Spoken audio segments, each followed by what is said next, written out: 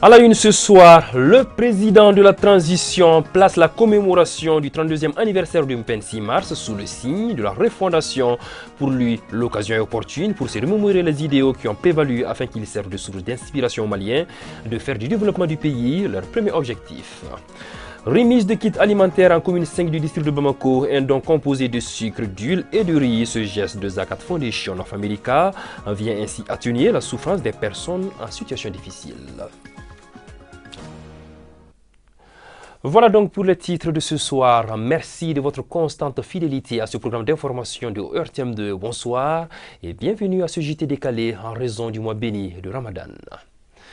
Commémoration ce dimanche 26 mars de l'avènement de la démocratie au Mali.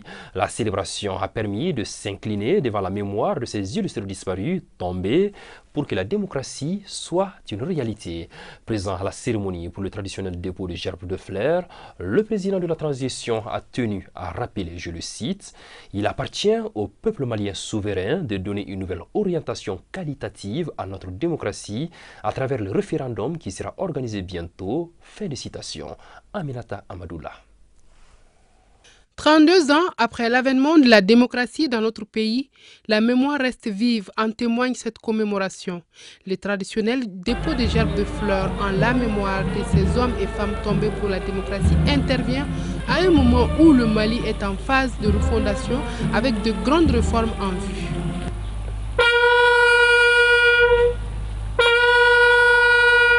Le 26 mars est un jour mémorable, une journée dédiée aux martyrs dont leur sacrifice ultime a été le fer de lance pour l'avènement de la démocratie dans notre pays.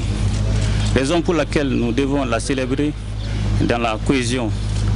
Et cependant, ce 32e anniversaire intervient dans un contexte de refondation de notre État marqué par la promulgation de la nouvelle loi électorale, la loi sur l'organisation du territoire, la mise en place de l'EGE, l'autorité indépendante de gestion des élections, mais surtout la présentation du nouveau projet de la nouvelle constitution par messieurs aux légitimes traditionnels et aux forces vives de la nation.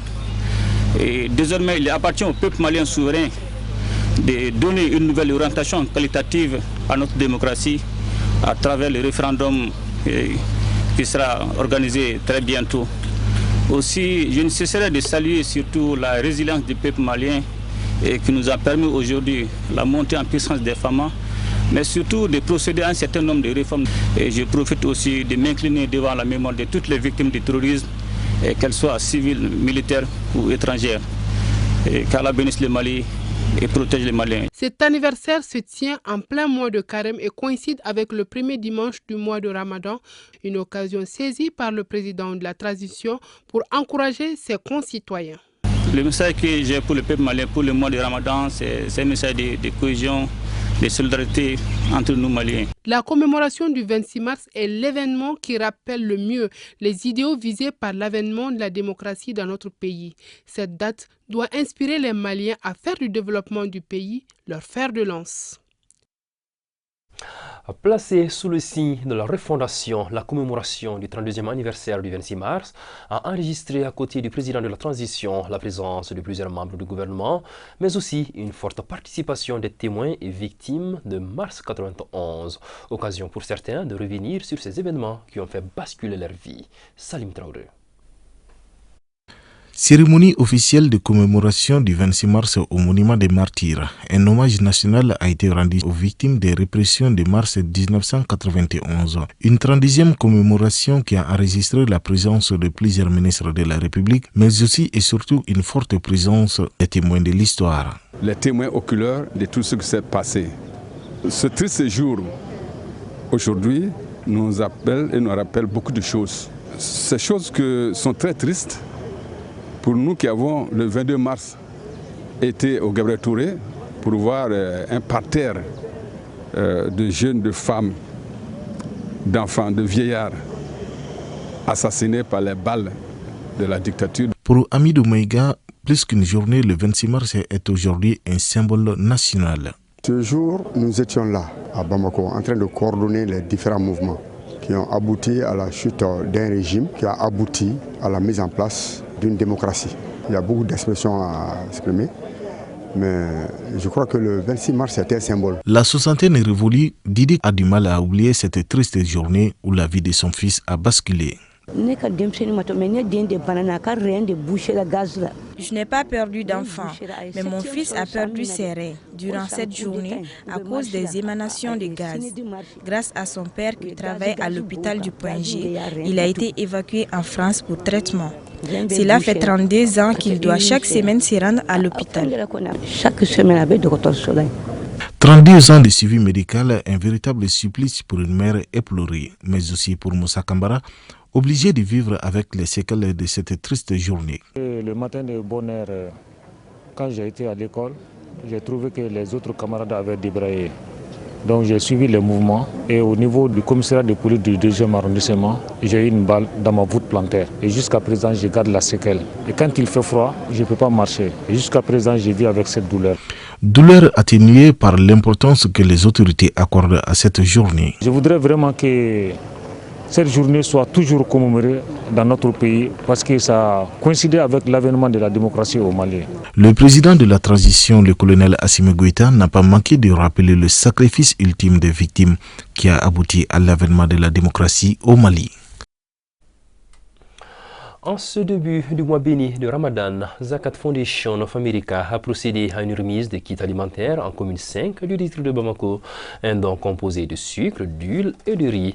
Ce geste vient ainsi atténuer la souffrance des personnes en situation difficile.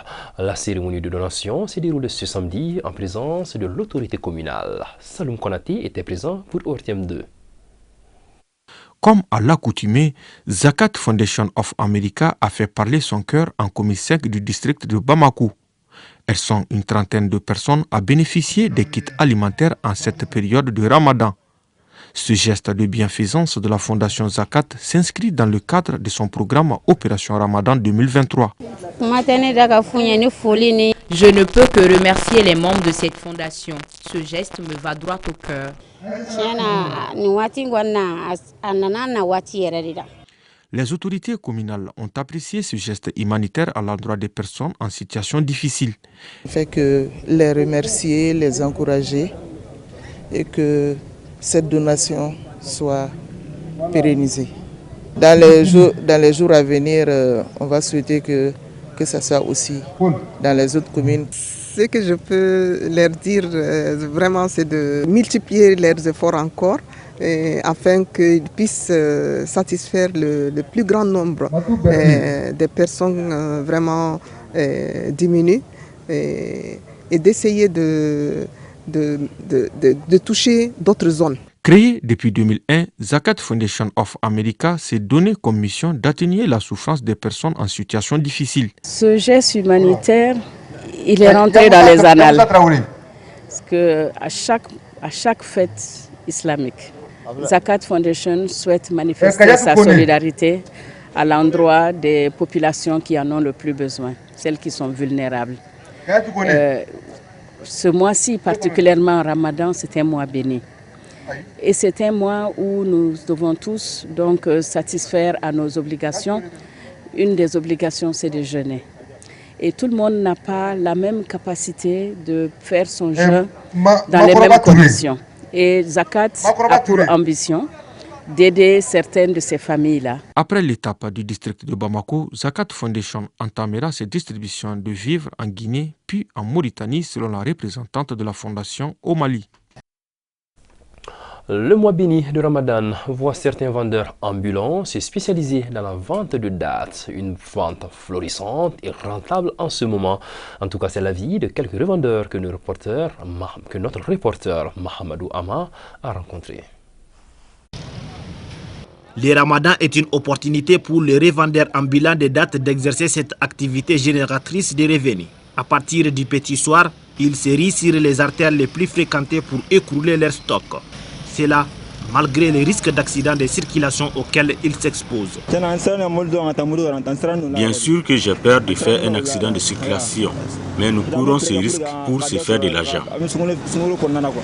On se frotte bien les mains actuellement. Nous pouvons vendre 6 cartons par jour. Sur le carton, on se fait 3000 francs CFA de bénéfices. Les prix de ces fruits comestibles diffèrent en fonction de la qualité et de la quantité du paquet. Certains sachets sont à 500 francs CFA, d'autres à 1000 francs CFA. Les dates que nous vendons proviennent de certains pays maghrébins. La raison pour laquelle j'achète les dates chez les vendeuses ambulantes, parce que en partant à la maison, je les trouve juste au bord de la route. Raison pour laquelle j'achète les dates pour rentrer rapidement à la maison. C'est parti pour un mois d'adoration pour certains, mais aussi des gains pour d'autres. L'actualité sur un autre plat présent à l'occasion de la journée du 8 mars, journée internationale des droits de la femme. Le collectif des femmes du centre de santé communautaire de Kati a organisé une journée de salubrité au sein de l'aire de santé, un nettoyage qui a fait un bien fou aux malades et même au personnel soignant. Awa Kamisoko. Elles étaient une quarantaine de femmes à prendre d'assaut tôt le matin les centres de santé communautaire de Kati pour balayer les lits. Cette activité est inscrite au programme du 8 mars depuis 4 ans au grand bonheur des usagers de la structure sanitaire. L'importance de cet événement-là, ça peut d'abord être éducatif à l'endroit des usagers parce que on en profite en tout cas pour sensibiliser les usagers pour maintenir ce cap de salubrité au sein de la structure. Et qui dit salubrité parle forcément le cadre de santé. C'est déjà une tradition chez nous ici, en collaboration étroite avec l'ensemble des parties prenantes. Et en sa tête d'abord le collectif des femmes, l'administration, les syndicats, les différents syndicats de l'hôpital. Un geste salué par les premiers responsables de l'hôpital. C'est une action qui est très saluée par la direction, qui est encouragée par la direction. C'est l'occasion pour moi de saluer ces braves dames qui se battent nuit et jour, d'abord pour la santé de la population et pour assurer un assainissement et un milieu sain pour ces patients. C'est une activité salutaire qui va permettre quand même un bon rétablissement des malades qui sont pris en charge à l'hôpital. À travers cette initiative, le collectif des femmes de l'hôpital de Kati entend apporter sa contribution à l'assainissement du cadre de travail en cette journée mémoriale pour les femmes. Dans cette initiative, nous sommes accompagnés par la direction, par le comité syndical de l'hôpital et par d'autres bonnes volontés comme la mairie de Kati qui toutes les années nous a accompagnés, nous a même envoyé son ben pour ramasser les ordures en dehors de l'hôpital. En plus de cela, nous saluons aussi le préfet du cercle de Kati qui chaque année il nous fait un soutien pour réussir notre journée. Bon, nous saluons aussi la protection civile qui cette année nous avons voulu, au lieu de faire un balayage simple, nous avons voulu nettoyer nos locaux, là où les malades sont hospitalisés, pour vraiment bien laver les locaux. Donc nous saluons leur initiative et nous leur disons grand merci. Le directeur de la structure n'a pas manqué de remercier les initiateurs de cette activité citoyenne et invite les autres à faire de même. Assemblée générale de l'AMAMA, l'association malienne d'amitié Mali-Maroc, une belle occasion pour magnifier les liens d'amitié et de coopération entre les deux pays. L'AMAMA, il faut le préciser, œuvre en faveur de la promotion des relations de coopération et de renforcement des liens séculaires de fraternité, d'amitié et de solidarité entre les deux peuples frères. Mancha Traoré. Depuis des siècles, de solides relations se sont tissées entre le Mali et le Maroc, notamment à travers le commerce transsaharien entre quelques grandes villes des deux pays comme Tombouctou et Marrakech. Pour les travaux de cette deuxième assemblée générale qui commence, l'association malienne d'amitié Mali-Maroc a fait appel à l'ambassadeur du royaume chérifien dans notre pays. Chaque fois qu'un mandat finit, on fait une assemblée générale pour renouveler le bureau, revoir nos textes, et c'est ce qu'on va faire aujourd'hui. Et on a prévu une cérémonie officielle avec Excellence Monsieur l'ambassadeur du Maroc au Mali, parce que nous représentons, nous sommes une association d'amitié Mali-Maroc. Donc son Excellence est là pour nous accompagner, pour rehausser l'éclat de notre Assemblée générale. Mais les attentes, c'est qu'on puisse mettre un bureau en place qui travaille à développer davantage les relations fraternelles, amicales et de coopération entre le Mali et le Maroc Pour réussir ces missions, l'association se fixe comme objectif d'identifier les domaines propices pour une coopération entre les deux pays. En marge des travaux, des cadeaux ont été remis par l'association en guise de reconnaissance. Alors, les travaux qu'on a commencés, ça fait des années, c'est sur tous les domaines et surtout le domaine économique, social aussi, culturel. Un ressenti de fierté, de gratitude, d'appartenance. Je suis très fière de cette relation multisectorielle, séculaire et qui existe entre le Maroc et le Mali, ça fait des décennies. Et surtout moi qui ai produit d'un mariage mixte avec un Malien, je suis vraiment très très fière de voir mon pays d'origine, mon pays d'accueil, mon pays adoptif qui entretient des relations aussi fortes. L'amitié Maroc-Mali est basée sur des liens historiques, multiformes et des partenariats mutuellement bénéfiques. Agir en la faveur ancestrale des deux pays, telle est la vocation de l'AMAMA qui se dit fière des travaux entamés. À présent, le point Covid, avant de boucler cette édition, ce jour 26 mars 2023, un cas positif dans 0 cas non communautaire, 6 guéris, 0 décès sur 147 tests réalisés. Pour vous protéger et protéger les autres, suivez les mesures de prévention et faites-vous vacciner. Voilà, c'est ainsi que s'achève cette édition dominicale. Merci de l'avoir suivi.